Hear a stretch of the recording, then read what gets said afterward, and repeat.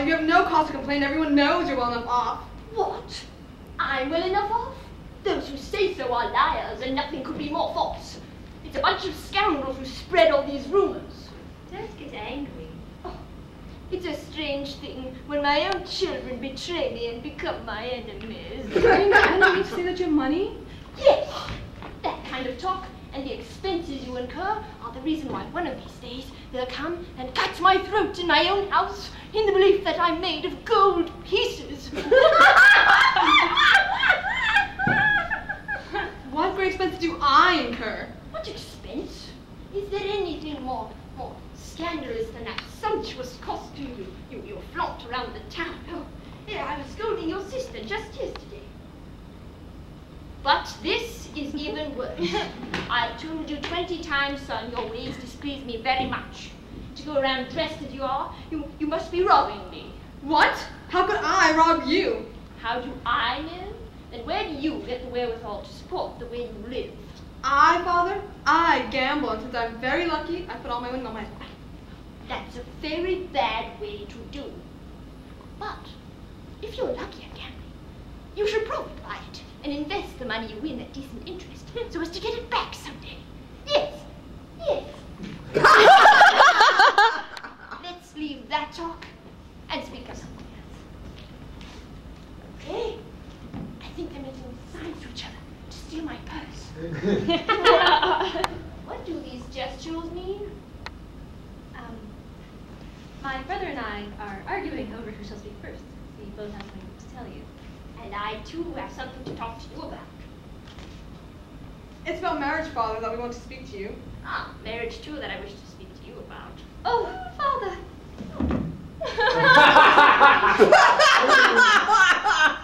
Word of the thing, daughter, that frightens you. Marriage may frighten us both, and we feel that our feelings are in accord with your choice. Oh, don't be alarmed. Have a little patience. I know what you both need, and neither of you will have any reason to complain about anything I intend to do. Tell me, have you seen a young person named Marianne who lives not far from here? Yes, Father. And you? I've heard of her. What do you think of the girl, son? Very charming, persistently modest, and full of intelligence. Don't you think a girl like that is well worth thinking about? Yes, Father. And gives every promise of making a good wife? Without a doubt. And husband would have satisfaction with her? Assuredly. There is one little difficulty. I'm afraid she would not bring in as much money as one might hope. Father, the money's not a matter, it's a question of marrying a good woman. I beg your pardon. I beg your pardon. There is this to be said, that if she does not bring in as much money as one might like, one can try to make it up in other ways. To be sure. I'm very glad to see that you share my sentiments. For her marvelous bearing and her gentleness have won my heart, and I am determined to marry her. Huh? You are determined, you say? To marry Marianne. Who, you? You? Yes. Me. What does this mean? I feel a sudden dizziness. I'm leaving. Oh, it won't amount to anything. Go into the kitchen quick and have a good drink. Oh, fresh water. Yes. There's one of your pretty young men for you. No more bigger than a chicken. Well, that's what I've decided for myself. As for your brother, I picked out a certain widow for him that a man came to talk to me about this morning. And as for you, I'm giving you to Signor Anselm.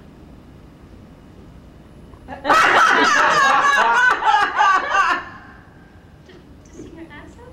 Yes, a mature man, prudent and wise, who's not over 50. Except to be very But I don't want to get married, Father. If you please. And I, my little daughter, my pet, I want you to get married.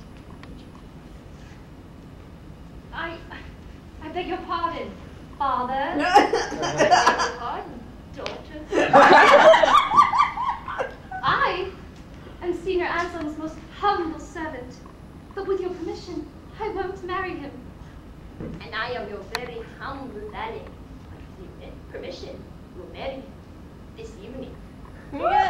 This evening? This evening. That shall not be, father. Daughter. No. Yes. No, I tell you. Yes, I tell you. That's something you shall not force me to.